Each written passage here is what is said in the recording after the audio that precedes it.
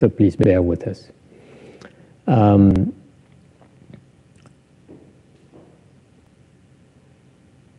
welcome back. By the way, it's been a while. How have you been? Thank you so much.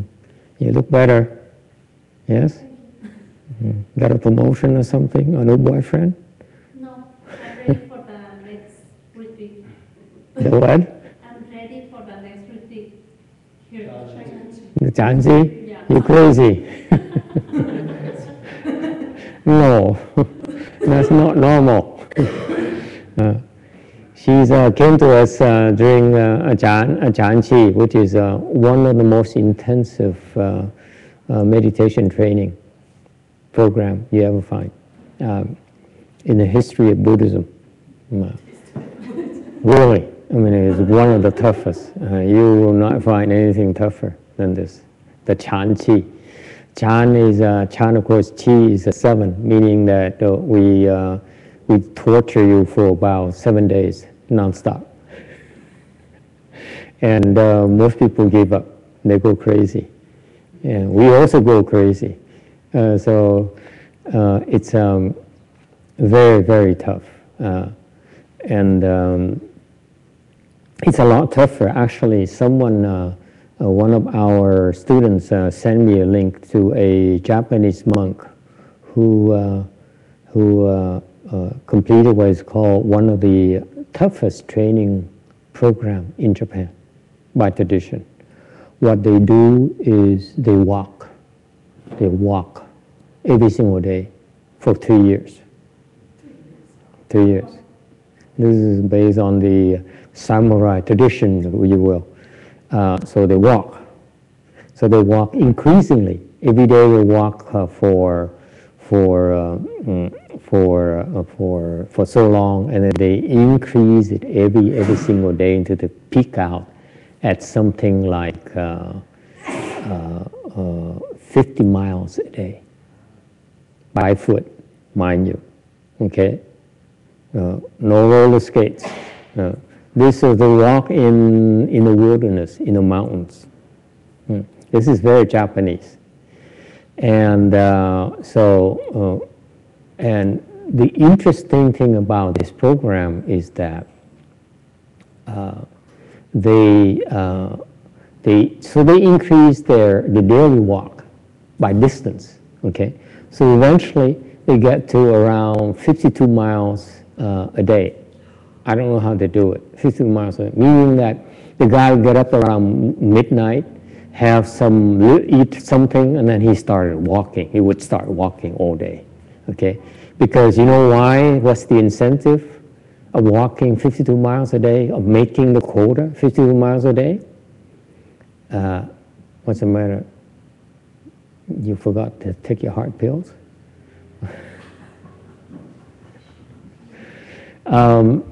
The real incentive for them for these people to walk 52 miles a day is that if the guy would walk with a stick, okay, because it's in the jungle practically, and then with a knife. The stick is to support himself just in case he trips. And what's the knife for, you think? What do you think? The knife is for. This is a monk, remember. I know you violent people. You know what usually use a knife for. But we are monks. What does a monk carry a knife for, you think?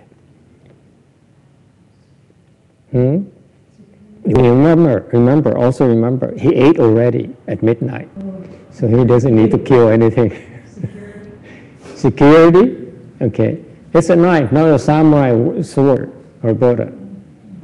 What is it for? Oh, yes. Callous. What? Callous? It's calling of callous. Callous? Very good. Close. Close. With the knife? No, with the stick. Yeah, but what's the knife for? That's the question. What's the knife for? See, this is very Japanese. This is you don't understand. Kill himself in case something happens. Kill himself? To shave his head? Some sort of first aid? Shave his head? Yeah. What do you think? Anyone else? Reminds me Huh? To slash and you get ghost. Slash any ghosts? Yeah, you can't kill a ghost with a knife, unfortunately. It's true. You cannot kill a ghost with a knife. You can't. It's already dead. I'm sorry. You know, it's dead already. And plus, it's a different wavelengths. So you can't reach it with the normal things. Yes. Anyone else? What do you think? A knife for? Remember, these monks are crazy. This is so Japanese. First of all, they're not going to be afraid of any beast attacking them. Okay. Makes sense. The stick is maybe not enough. Let's say a bear comes along. The stick is certainly not enough. And then second of all, if they don't kill, we don't. They don't kill. So why would we need a knife? Yeah, that's always baffles me. Baffles me. Why these Japanese go to the extreme of carrying a knife? First aid. First aid, like First aid. like to be able to make something to, like, say you have a wound. Tourniquet or something like that. Yes. Self-defense. Huh? Self-defense. Self-defense. What else? The purpose of the knife. This is so Japanese. Is to kill himself. Harakiri. Yeah. You heard the samurai kill themselves, right? That's like sticking a knife in their belt tummy and go like this. You think always make sound like that? But then they will go to the other. Em mắng nó có được phép tự sát. Hang on to that. Hang on. That's so Vietnamese. These Vietnamese, they always cheat. Yeah. Yes. But actually, oneself is offenses against oneself. You understand Buddhism too much. Remember, this is a Japanese monk. Excuse me. No Japanese here today. You're not Japanese, are you? Okay, good. This is so Japanese. See, they think killing yourself is like an honorable thing to do. It's by tradition, you know. They're so crazy. They stick the knife in and go like this. It hurts. You know how painful it is? You have no idea, do you? No. Just think of someone hitting you in the stomach. It hurts so much, right? Now, sticking a knife is even a lot worse. Okay? And so they stick a knife in yourself and go like this. You know, it hurts because when you stick it, it hurts so much and you can't even move like this across. Okay, and this takes so much courage. You know, to go like this first of all. You know, and then go. At least in the movies, I've never done it, so I don't know. So every day they have to walk 52 miles. If they fail to make a quota, they have to kill themselves. This is the training. This is why it's so difficult. This is why these monks, they train. You remember, they train for years, and then at maybe the last year or so, they have to walk 52 miles. And if they fail any single day, they have to kill themselves. This is what the knife for. Very good guess. Yeah, very good. You see? And so you think that's extreme, right? Because it's so physical. You have to walk and walk and walk. And by the third year or so, you're so calloused that you don't, you know, that you can walk 52 miles a day without any problems. They even stop to bless people, because if you make it, okay, you train this Dharma meaning this practice, you make it, they look at you like a God. It's like a big thing. So if you're known as a monk who accomplished this 3-year training methodology, they think you're a god or a sage or a saint or something. Okay, so you become a celebrity. You get on talk shows.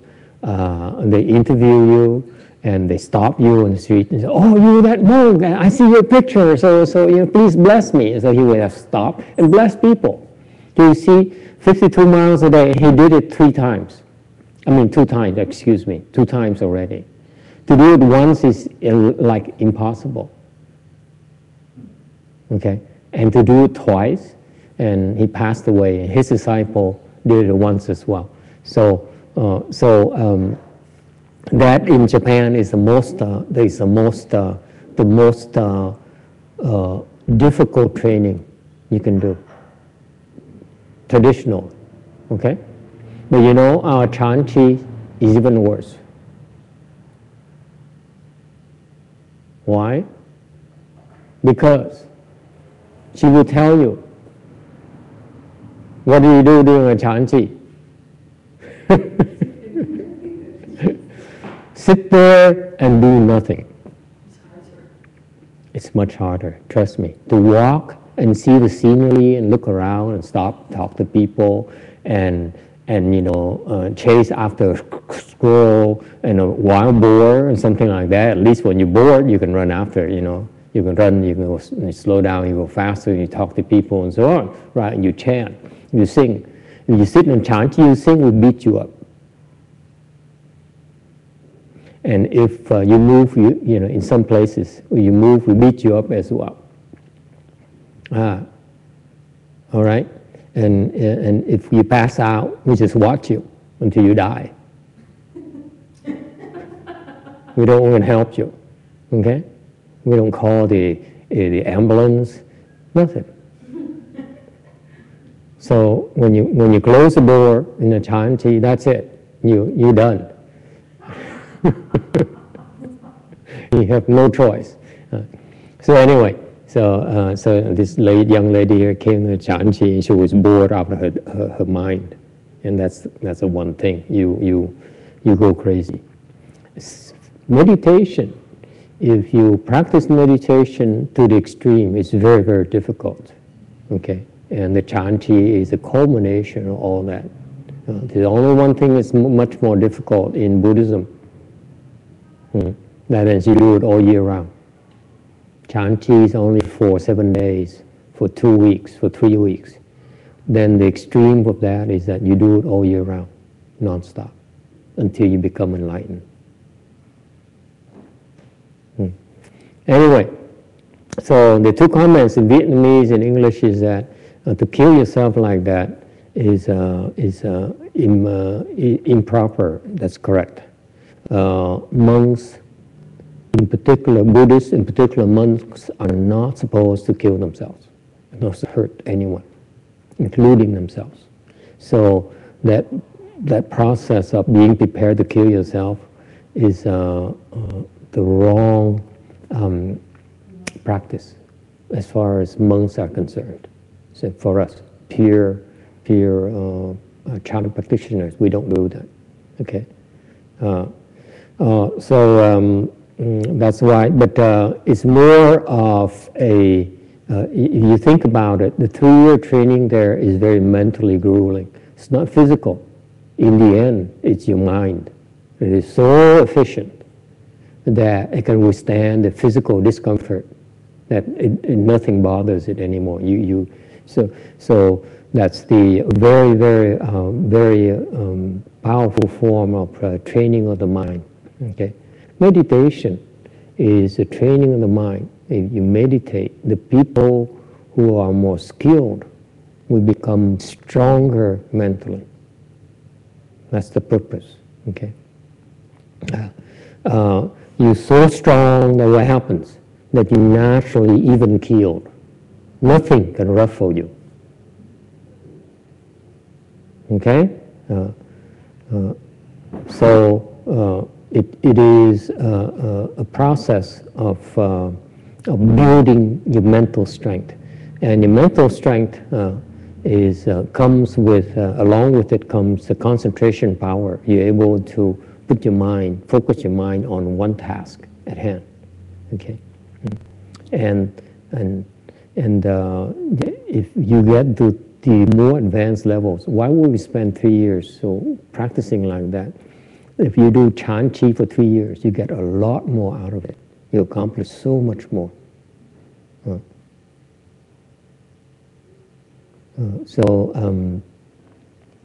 So anyway, but someday we might do it ourselves, just without the knife, maybe with a rope.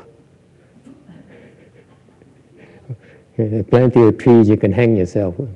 Yes? With those 3 years of training, is it possible to subdue the mind to do nothing? No, no, they can't do it. They can't do it. What happens is, that's a very good question. She's beginning to understand Chan. Very good. The question again, I repeat, because it's a very important question. He says, after 3 years of training like that, in that Japanese approach, we don't know, let's be fair, okay? We don't know all the details. We've never done it before, okay? All we can do is comment from our perspective, from our training, so, to compare it. But the question is, after 3 years of putting your body through the grueling training, can you subdue your mind, right? Subdue your mind. What can you accomplish? What can your mind do? Okay? The process of walking like that all day long, okay? You can subdue your mind if you know how to meditate. Okay? It appears to me that their goal is not to empty the mind. The goal is to make the quota. So that's different kind of training. For the time we train is we help you empty your mind. In order to empty your mind, it's better to be still than to be in movement. The Chan training ultimately is to help you clear your mind.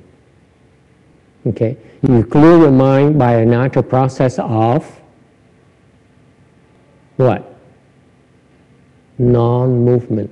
You let the water settle. It's like a pond. The water is agitated by the wind. Okay? The wind represents all the external things that come and agitate you. Your mother, your sister, your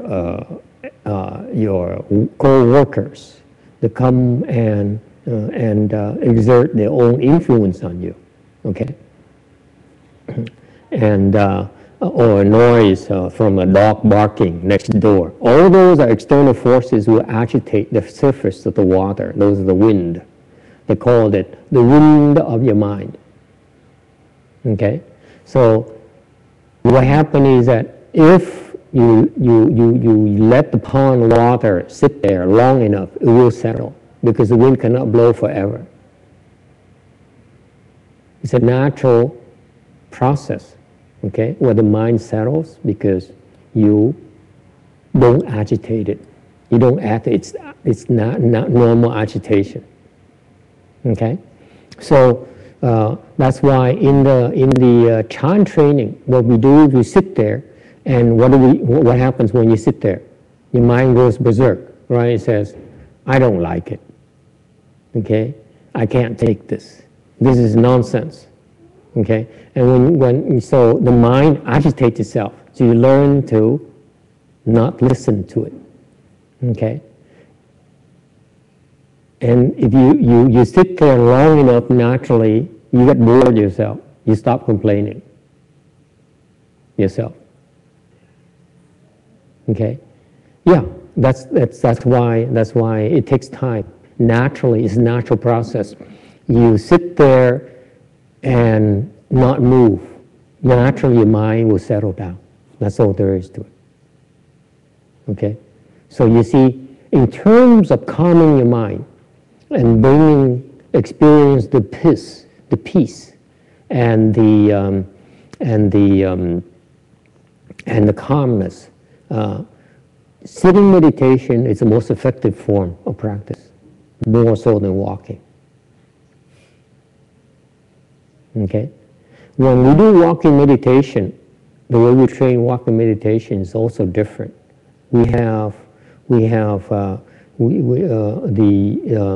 It's not so much a physical thing or the pressure of meeting a quota, otherwise you should kill yourself. That's an external factor that's not necessary. Well, even with walking meditation, we try to focus, okay, and concentrate on one thought at the exclusion of other thoughts. So the training is in terms of, you understand, meditation training, it's a different goal, okay? And so with sitting meditation, again, your mind will settle down a lot quicker than walking meditation, okay? And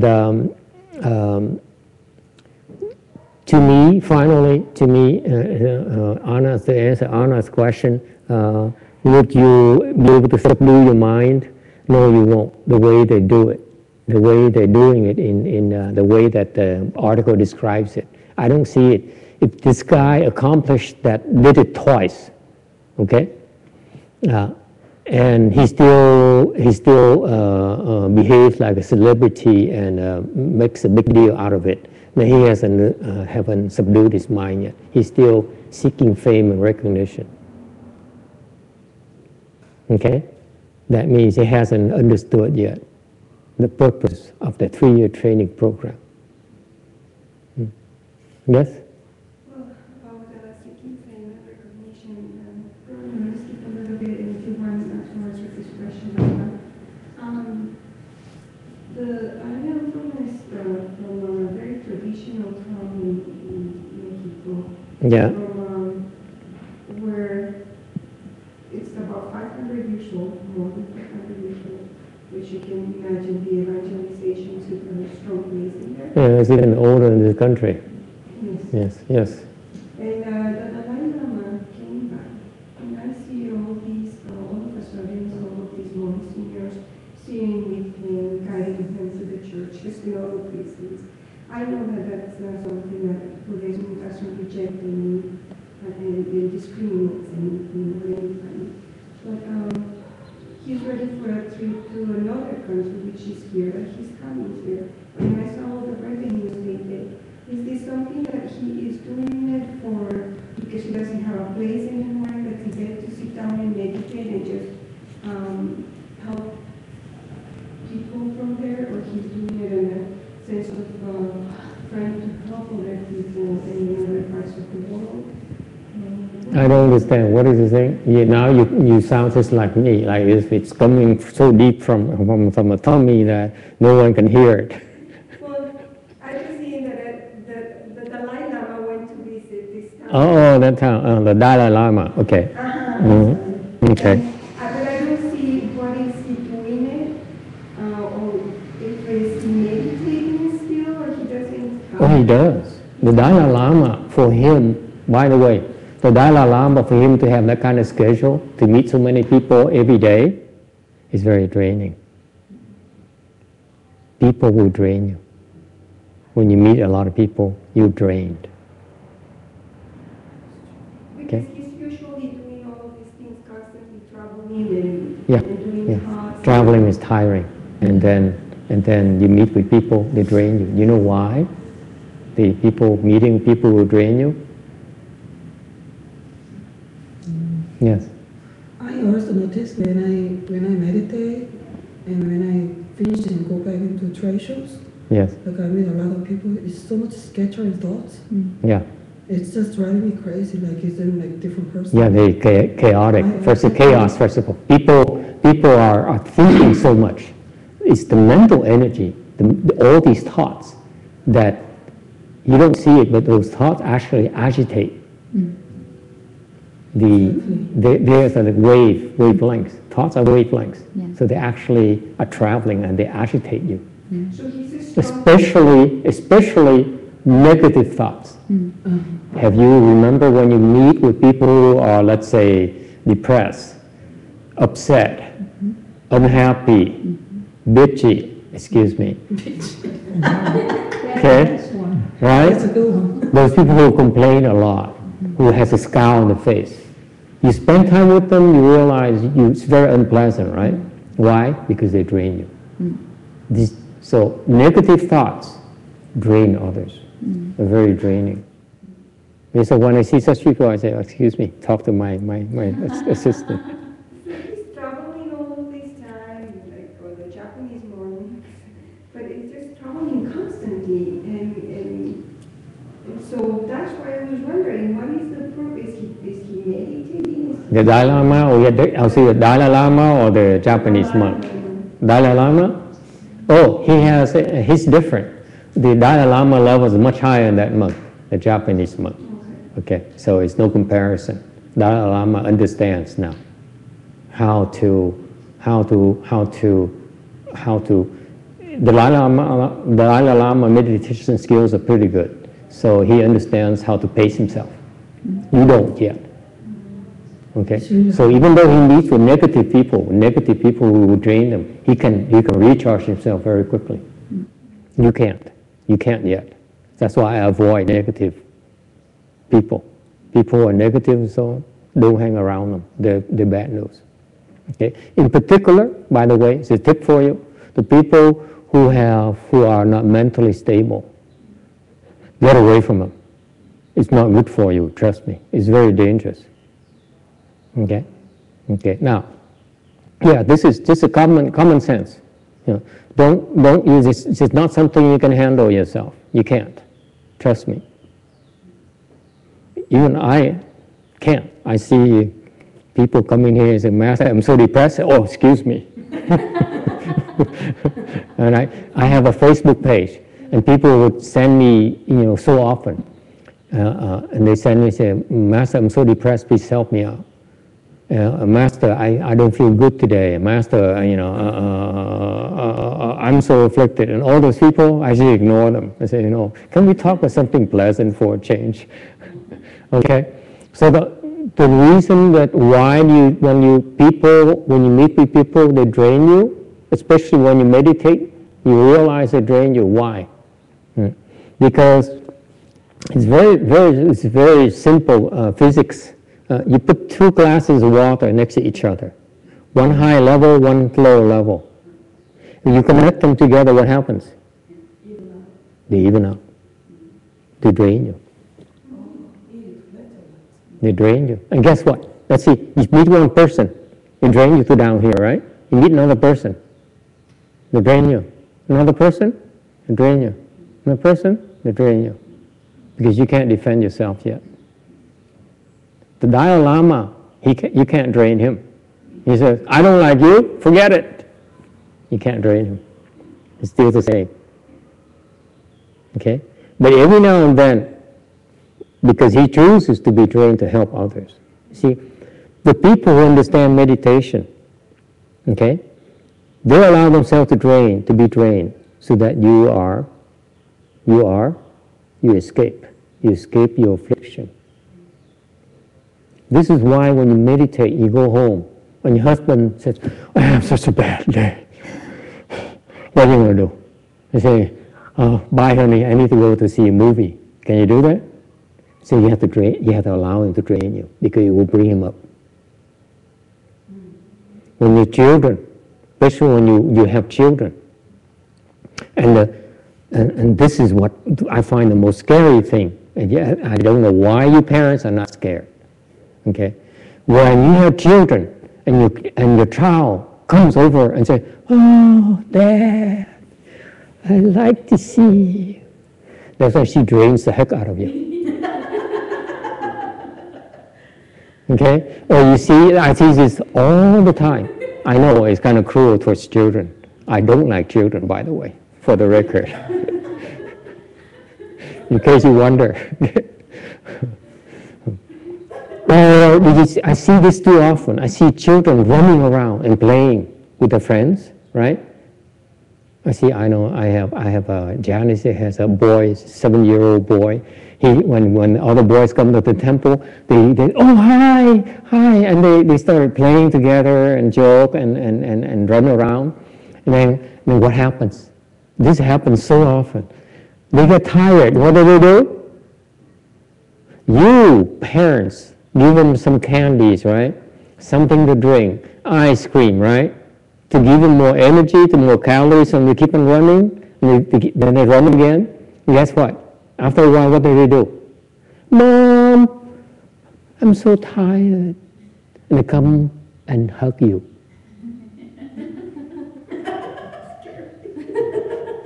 If I were you, I said, get away from me. Have I given you enough today? Okay, if you know. Okay, and if you're strong, this is why you meditate. If you're strong, you allow them, you hug them and say, "Oh, honey, it's okay." You go like, "Zip!" in seconds. And they say, "Thank you, Mom," and they run again. So this is why you meditate. You meditate because sometimes you have to give your children, you have to give them that, charge up the batteries. This is when you bond with them. This is why children are so attached to the mothers, more so than the father, because they get this all the time. And the wife turns around and yells at the husband. She's grouchy now. Because why? Her level is low.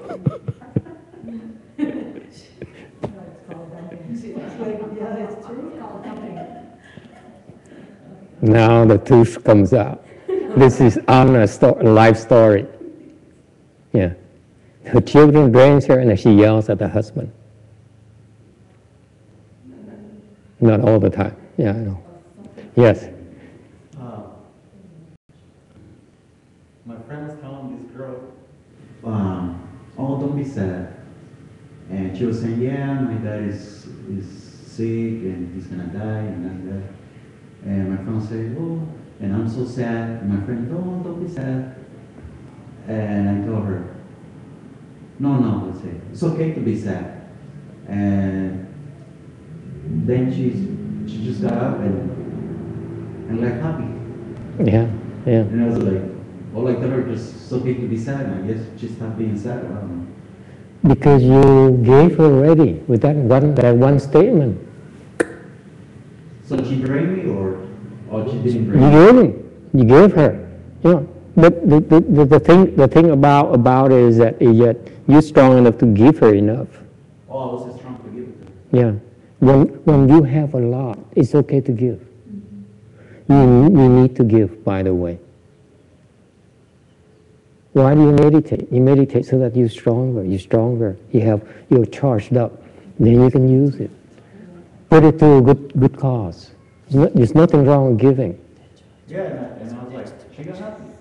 Be aware. All I'm saying is I'm not telling you not to give. Okay? I'm only telling you not to give to bad children. Okay? Evil people, don't give to them. Okay? But the thing about having strength and energy is that you can share, you can give them. Okay? And this is important. When you have children, you have to give to your children. Otherwise they cannot grow properly. You know, if the fact that they come to you, mom, dad, and hug you, even as they are adults.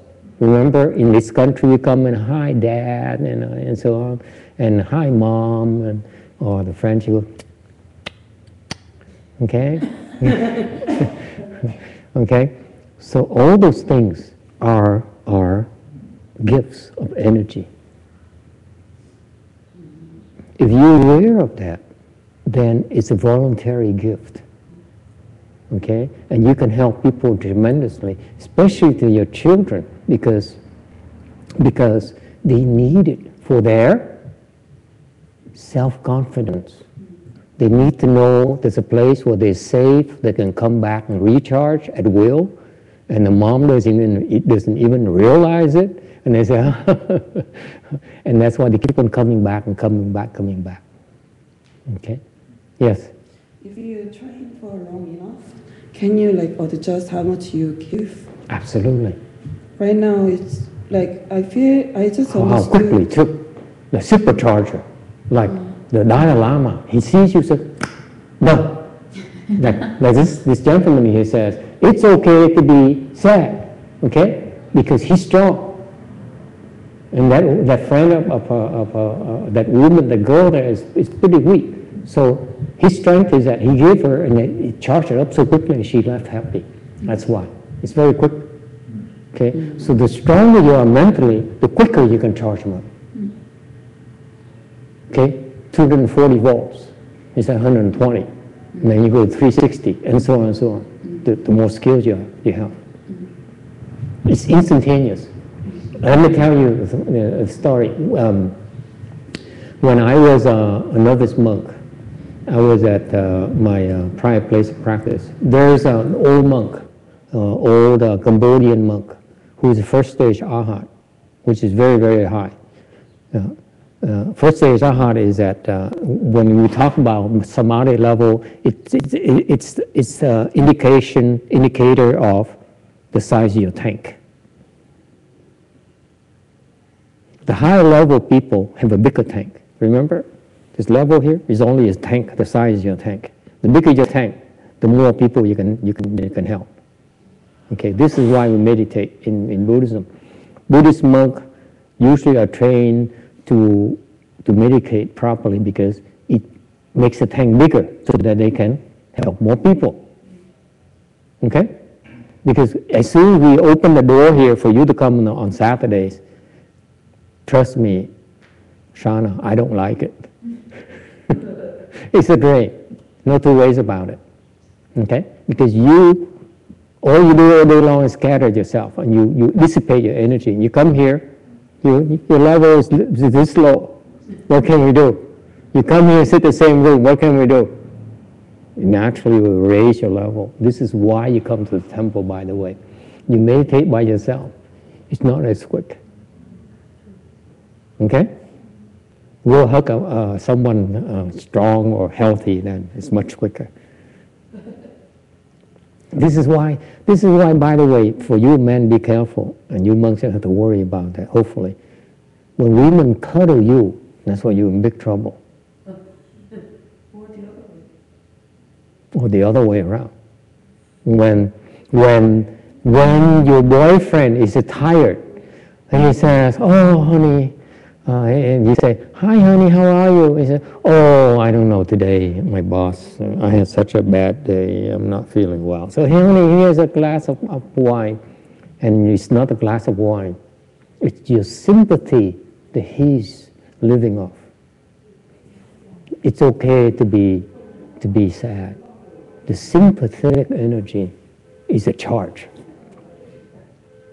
Okay? So these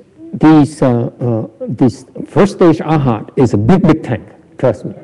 Okay? Bigger than any of you except for one. Okay, let me put it that way for comparison. Much bigger than any of you except for one person in this room. So he was pretty sick. He was was 108 years old when I saw him. He was in a wheelchair, and he's always sleeping. He's always dozing off. With a few minutes, he dozes off because he can't take it. Okay, he's very, very sick.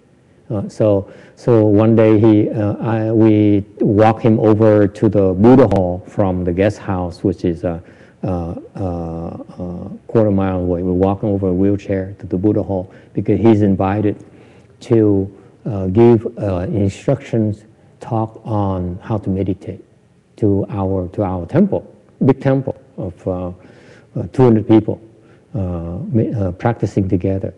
And so, as a senior monk, noblesse oblige. You can't turn it down. So he has to go over there. So I walked him behind, and I saw him going like this. So back then I understood already about giving energy. So I said, since you gonna look bad in front of all these people who look at you like a Hinayana monk, we were practicing Mahayana. So in our temple, my temple, we do tend to look down on Hinayana people a little bit. Okay. You say like we know that they don't know as much as we do in terms of practices, secret practices. So I look at him and said, he's not going to be. He's going to reinforce the bad image of this old monk who's useless. So I said, I give you energy, okay? And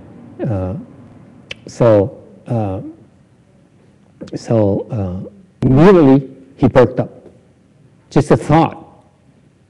I'm teaching you now. This is a trick. Any of you can do this, not just me, because my level back then is pretty low too. So I said, let me give you my life force, so that you have the energy to do your work. He perked up immediately.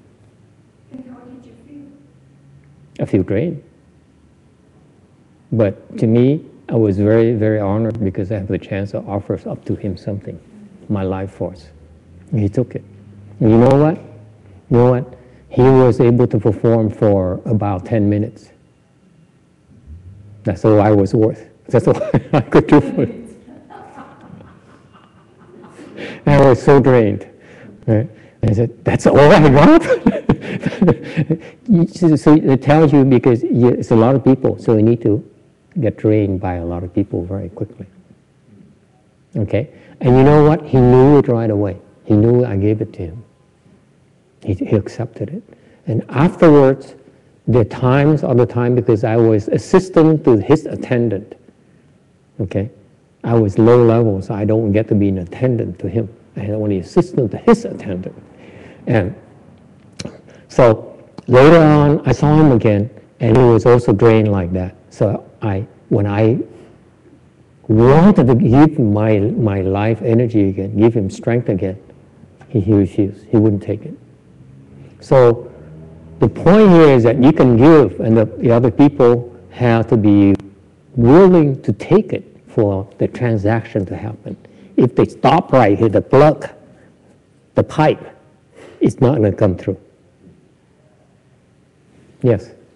So when the person reject or accept, do they have to have a high level of spirituality to do it, or it's like everybody? Not at all. Not at all. What happens, for example, when I decide to give to you, okay, and if you refuse, I will not cross the fence, because it's a matter of ethics. We don't impose ourselves on you because of Buddhist ethics. Okay, it's always the case. But and of course, I'm a lot stronger than you, so I can impose myself on you very easily. But we don't. Okay. Yes. What you're describing with the life energy you gave an old monk, is that different than the love energy that I do in metta when I'm feeling that, when I'm feeling love, passion for, it feels like that is not draining, it feels like that can kind of... It's the same. It's the same thing? It's the same thing. Okay. It drains you more than you think. Every time you have loving compassion towards someone else, you're drained. You're sending loving and compassionate energy towards someone else. You see, when they train you in meditation classes, let's send metta to the world, you're being drained. Don't do that. We don't do that after meditation. Notice that. We don't say, let's give the kindness and mental energy to your mother. You're draining yourself. It defeats the purpose of meditation. Does it help? Yeah. What happens is that also, that's a good point. Also, it has to do with how much you're willing to give. Okay? When I give, I decide to give so much, and then I stop. You can't drain me further because I stop myself. It's because you're not aware of it. Because your sympathy, it says, oh, I feel so bad for you. And you sit there, I feel so bad for you. They keep on draining you. If you say, I feel so bad for you, and stop, that's it. They can't take it from you anymore. So this is what happens, that we do to yourself constantly. You know, you don't even realize it. Energy can be drained. You hoard energy, and then you knock it through meditation. And this, you see it more clearly. The more you meditate, the more skilled you become in meditation. You see it more clearly. You see how it drains, how you get drained by certain people, by certain events. Especially emotions are very draining. Okay? Yes? A little bit of my experience is that I decided to choose one or other days to come to the temple. It's more, either it comes Saturdays from 9 to 9 or whatever, and I decided just to stop. So but we come to meditation, and I noticed that I said, I'm just, not big deal, I'll just sit down and meditate at home every day. And I even thought twice a day. Mm-hmm. And it came to the point that it began very well, and then all of a sudden everything just no opportunity to really take it on. Yeah. Is that I waste my blessings, or what is going on, or I'm not strong enough, or I know. It's a part of your growth process. At first, it works, so you're encouraged because you see some results. And then your karmic obstructions come. It's called karmic obstructions. Meaning that they will come and prevent you from making further progress. If you give up, and they succeed, then you don't make more progress. However, if you persevere, you sit there and you take it. You sit and endure the discomfort, endure. You see, it's mental, isn't it? You sit there and you worry. There's time for you to cross your legs and sit. But you sit there, but your mind is not still. It worries about, oh, I need to do this, I need to do that. How can I be sitting here when I have so much to do, right? And so all those actually are mental. And this is what I don't talk about because this is what happens to most of you. You come, you learn to meditate, and you make some progress. You feel very good. Okay, there are two cases that's going to happen after that. Would you like to know? Yeah, yeah. I don't talk about it because no one ever asked about it. Unless you ask, I'm not going to tell you. Okay, so you ask the wrong question, I'll give you the wrong answers. But this is very common. When you make some progress, initially, that's why China is very tough for most people. Number one, it's very tough because we are more rigorous. Okay, our training is to help you develop concentration. Unless you are, this is why I teach meditation, in order to help you develop concentration and help you get better and better and better. This is why I spend time doing this, okay?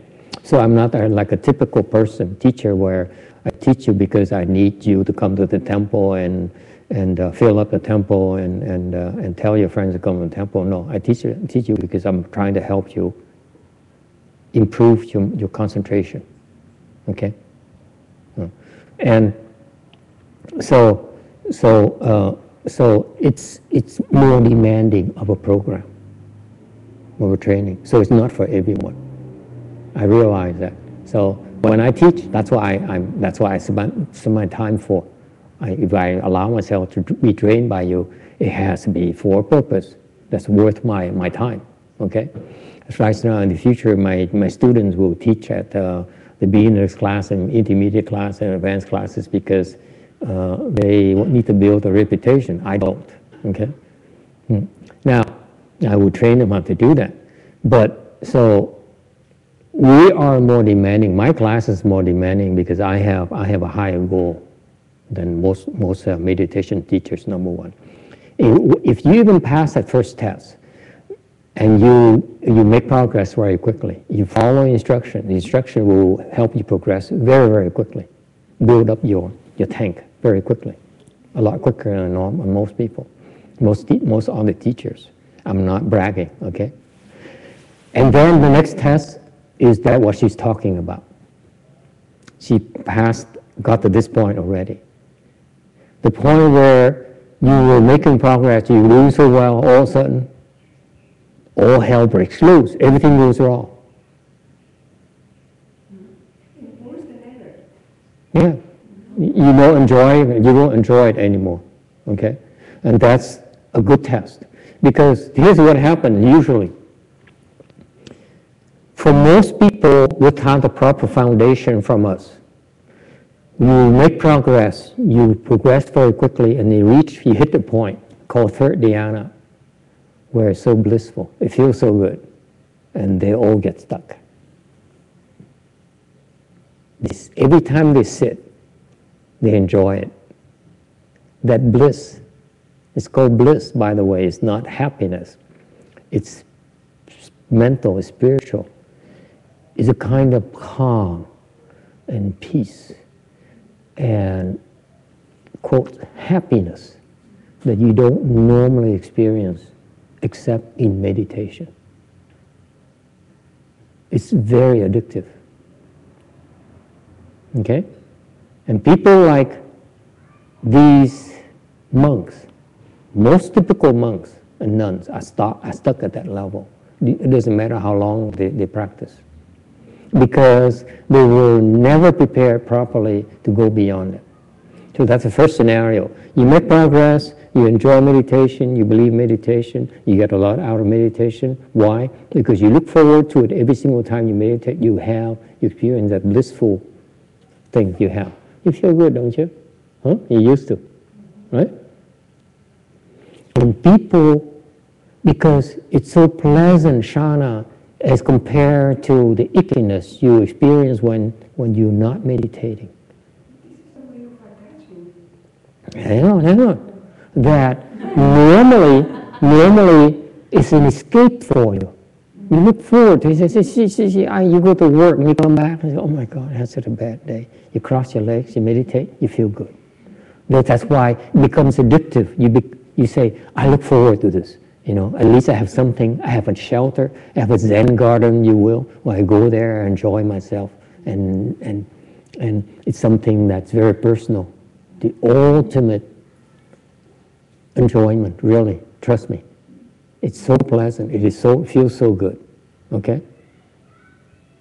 That no one else can give you, by the way. If you ask me, it's even better than sex. Much better. Because sex, by the way, has consequences. You get drained, you get tired afterwards, okay? And afterwards, you kind of, what's the big deal, okay? But the bliss here, you feel good for a long, long time, even after you meditate. So much longer. So you have the best of both worlds for you normal people. For us monks, it's hopeless. Okay? But yeah, again, I'm not advocating you to give up sex. Okay, that's part of your life. Okay, that's normal. Okay, but I'm telling you that, so this third dhyana bliss is so blissful that when we teach you meditation, I prepare you, and you monks need to prepare people for that as well, so that they don't get stuck in third dhyana. The good meditation teachers will prepare their students so that they don't get stuck in third dhyana. Why don't the meditation teachers talk about it? Because most of them are stuck or never reach third dhyana. Okay? So that's the first scenario. If you're lucky, you reach third dhyana where it feels very good to meditate. You say, oh, now I have a reason why I want to meditate every single day. Because it feels good. Because it charges me up. Okay? Because it clears my head.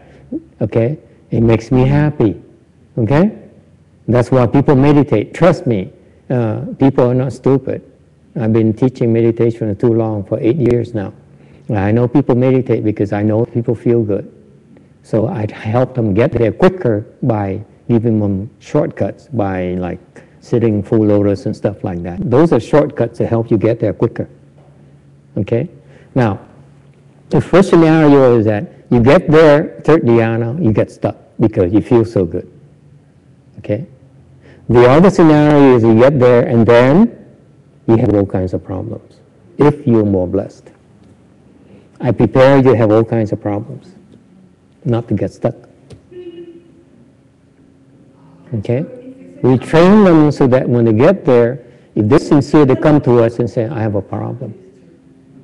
And that's when you help them overcome those problems. How do you train them to become all kinds of problems when they get to that stage? This is when you need help. This is when in our handbook we say, when you reach third dhyana, that's when you have to look for a teacher. Because the teacher knows how to help you go beyond it. Okay? So if you, with the teacher's help, you can overcome it quicker. You can overcome it without help. If your teacher does not know how to help you, it's very difficult. It's virtually impossible to get out because it feels so good. Let's face it, folks. We enjoy good feelings, don't we? We do things because we feel good, right, Roberta? The more you meditate, it's not only third dhyana. Beyond that, even more dangerous. You feel even better. It's just that you low level people, you see the first dhyana, it feels so good that you become attached to it. Actually, you keep on fighting. It gets even better, much better. You ask me. So how do we know what levels are we on? How do we know the levels that we are at? You don't. The teacher knows. Most teachers don't know. So for instance, would I be able to regain some of, do I have to begin from the bottom No, not at all. Now you're at a fork where you feel good, you felt good already, okay? And you've been trained already not to get stuck. That's why now you experience obstructions. If you weren't trained not to get stuck in third dhyana, you will not go beyond this. You won't have any problems.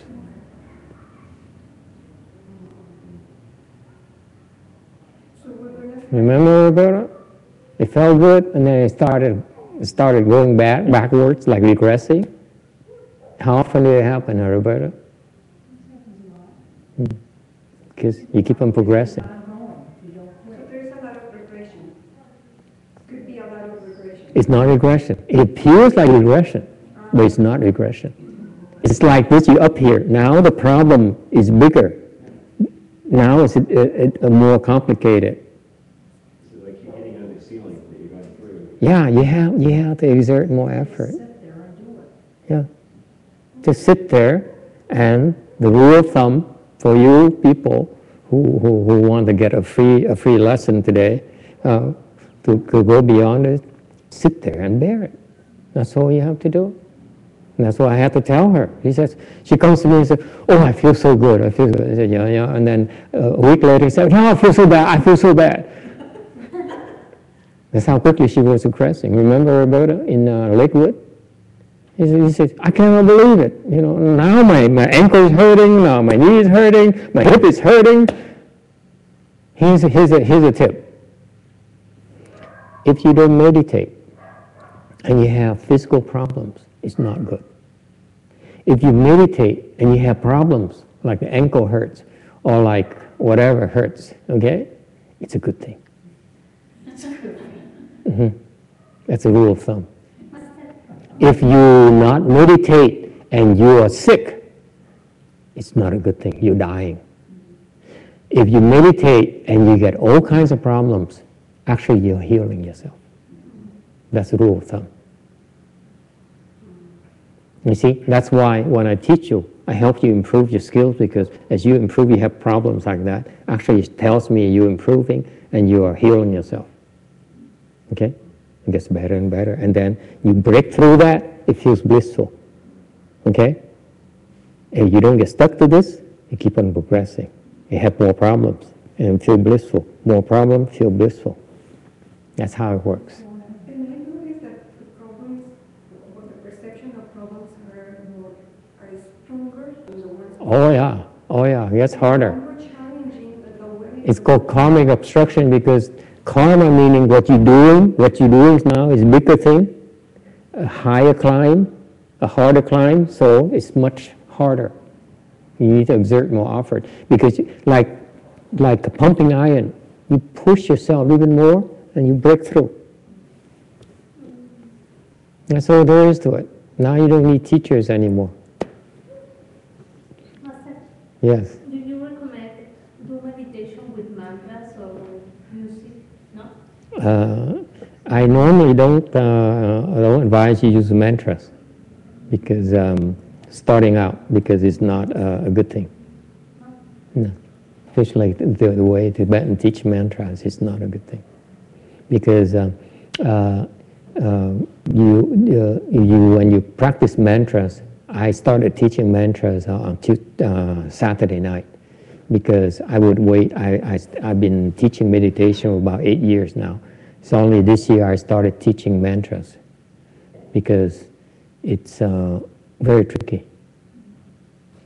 And when I teach a mantra, it takes it's a two-edged sword. You can do a lot of good and you can do a lot of harm to yourself. Oh yeah, that's why I don't teach mantras starting out.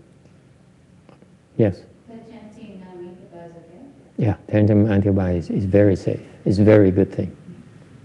It can take you all the way. Okay. Mantras, by the way, are special tools that we teach because we want to use special tools for special occasions, but it's not meant for daily use. That's why you have to choose the persons. Yeah, yeah. Like there are some tantras, I told you, there's some mantras where I'm not allowed to teach you even because it's too dangerous for you. You can do great things, but you can hurt yourself very badly as well. So it's not wise. I'd rather go easy. Okay. Yes. Anything else? However, when you do the mantra, sometimes near here, Yeah. It's safe. there is a very safe, and also there is a very after we're done, it seems that you are that I am in a better way to meditate. Yeah. Yeah. It just help you solve your obstructions. The mantra will help solve your obstructions quicker than without the mantras.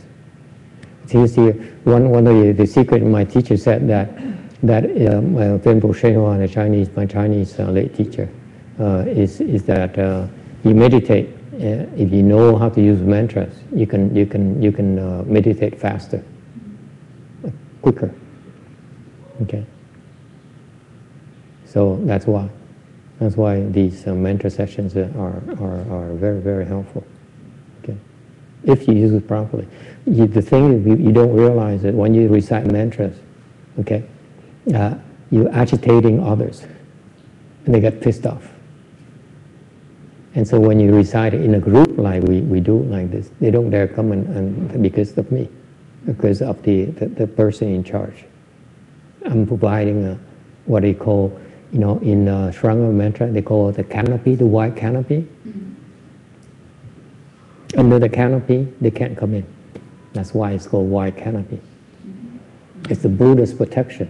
When we do these mantras, when we practice these mantras where we actually create a canopy, where underneath the canopy, if people sit there, they can't come in. Master Shawa used it to protect those are like doors and frames that they don't allow the spirits to get in. Yeah, that's why they, for example, it's just, look at it this way. Let's say you recite a mantra, it's like you're making a lot of noise. Mm-hmm. Okay? You're making a lot of noise. You turn on a stereo very loudly. Your neighbor's going to get upset. Right? And what do? They throw rocks at you. Right? They slash your tire. Right? They come and slash the tire. Right? At least what I would do. Okay? So that's why you want the protection, because they don't dare come and attack you. Here's what happens, like in this mantra he's been practicing for a long time. Venerable Xian Zhi here practices one of the most powerful mantras in Buddhism called Shranga mantra. Mm-hmm. For how many years now? 15 years. 1978. Yeah, 1978 he started. Okay. Every time you recite, you know what happens when you recite the mantra? You have some skills. You know what happens?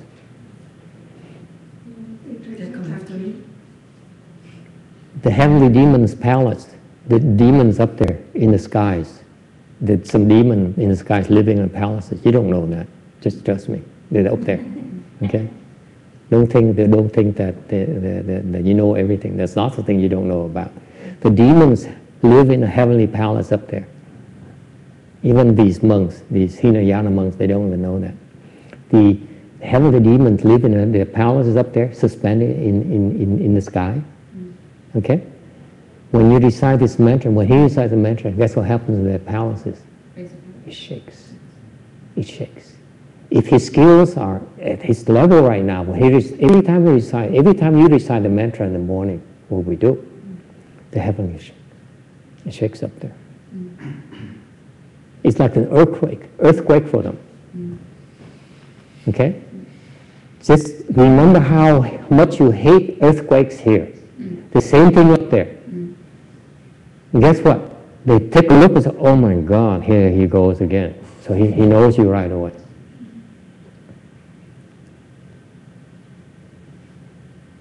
That's why you want protection. It is something funny, but I have a 3-year-old that she allows me to go meditate in the morning, but of course I have to negotiate.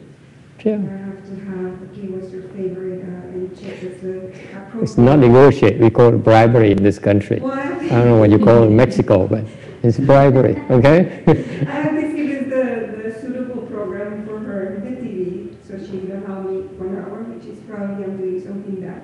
Yeah. But, and I also provided the food and everything, just for you to sit down and open the door, and if when somebody's going to come in, just let me know. Yeah. So I Make sure you do the husband as well. So I began to He's a bigger obstacle. I did the mantras with the Buddhist dish, and I began my session with that. At the beginning, everything was okay. But then now that I'm doing the mantras, do I notice that it came a lot more stronger obstructions came. Even she came and said, you know, I'm not going to meditate. I don't want you to do meditating because you're making a lot of noise.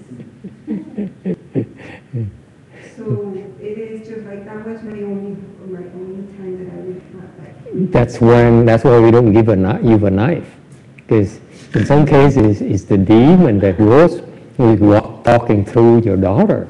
You can't take a knife and go like this. You see? It's something you learn. That's all. It's okay. Bear it and eventually you understand. So you see, that's why the answer to your question is that tantras, we don't teach it because it's very tricky. If you really understand, it's very tricky. You don't want to overdo it. Okay? So I see these people teaching mantras, and I say, oh my God, I don't know what, I know you don't know what you're doing. It's too tricky. When you do tantras, you need protection. Especially you don't want to use it. That's the number one rule. Don't use it. Only for yourself. You become a troublemaker. You start using tantras left and right. I have a disciple, my second disciple. I taught him a tantra for himself. And I told him, don't use this. Don't use it. You hear me? I know it's going to heal your illness. And I want to teach you this because you need it. And he says, yes, master. And then guess what? He uses it for everyone. To his dog, to his friends, and strangers, and old women crossing the street. I say, my God. And he has all kinds of problems. The problem with that is that he picks fights with everyone. And then they don't forget. These ghosts, they don't forget. They don't forgive. They don't forget. I would not listen to mantras. Yeah, don't forget it. Too soon. Yeah. Besides, you're too weak anyway. So as you get stronger, you have more samadhi power. You learn tantra. That's when you can do a lot of damage. Yes, and get into a bigger trouble. Is there a possibility to have a consultation or question to know my level with you? Your level? Yeah. I mean, as far as like in how to progress, or just be silent and keep just meditating. Your level pretty good. It looks like you made a little bit of progress since the last time you were here. Have you been meditating? Yes, and no. Not an hour in the morning and night. No. That's because you don't quite understand the advantages of meditation yet. You ask these people, this guy, for example, they don't meditate. They know that they won't be as efficient during the day anymore. Yeah. When you reach a certain level, you realize it's critical for you. It's helpful. You get a lot more done. You get what you you are a lot more effective with your time. So the first stage, like Anna has to go through, is that, she still has to go through, is that you think you don't have time. You make time for it. You realize that time is well spent, well invested, and you get a lot more out of it. Okay. What you ought to do first is not worry so much about making progress. The first thing you need to learn to teach them, okay, is to create a habit of meditating, so that once you have the habit, once you have the foundation, that means you have to meditate every day. Once when you see that it's no longer forcing yourself, it's like eating, it's like taking a shower. Okay, it's no different. Then you have some real skills already, and it's going to change your life for the better. I'm serious. Okay, everything else you do will be better, including sex. I'm serious. Meditation is like add spices to everything you do during the day. Yeah, really. This is why the Indians, the Hindus, they teach meditation to enhance sex. They go do these chakra things to enhance sex. We can do a lot better than that quickly by simply meditating. You want to say all about all these chakra things. It's nonsense. It happens naturally. You don't have to do anything about it. Okay? I'm saying, I'm not advocating anything. I'm just telling you that meditation skills, if you regularly meditate every day, you see a big difference in everything you do. Your life improves. Okay? Get there, then do that, and then worry about progress. Okay? You have to have a foundation first. Without the foundation, it makes no sense to worry about progress yet. Okay? Be patient. That's the first level, by the way, boys, that when you teach people meditation, you have to help them meditate, help them understand the importance of meditation to the point where they meditate every day. That's the first stage. Very important, because you get so much out of the day when you meditate. Okay, everything gets better for you. Your health, your stamina, your stress level is reduced. You become more pleasant. You go through the day much better. You feel better about yourself and all those things. You chase away all these negative energies gradually and all those things, right? You feel calm, peaceful, and you have what? I know what this thing is important to you. Here's the Dhyana. You have more control over your emotions. It's true. Emotions drain you. Okay? And now you learn to control your emotions. You have control over your life. You have better control over your lives. Okay? Yes? I was taught that an hour morning and evening was the minimum I could do to maintain. No. Do you think it's Not true. enough? Not true. 1 hour is enough. 1 hour. 1 hour is enough. And the reason, listen to me carefully, the reason you want to do an hour a day, because there's a secret behind it. Doing it, you do 1 hour a day, train yourself. Please reserve an hour a day to train yourself. And if you can't sit for straight an hour, get up and walk. That 1 hour is reserved for your training, to the point where you understand how important it is that you do it without even thinking and forcing yourself. That's the first stage. Okay? Then you have some skills already. Because by then you feel good and you get so much out of it, and you become healthier. Okay? Calmer, everything. So that 1 hour is a milestone. That's why. Train yourself. Keep on pushing yourself and not quit until it becomes natural. Okay? 1 hour is all you need. You need 2 hours at the same time, like 1 hour in the morning for another session. 1 hour. It's even better if you do 2 hours, you get there quicker.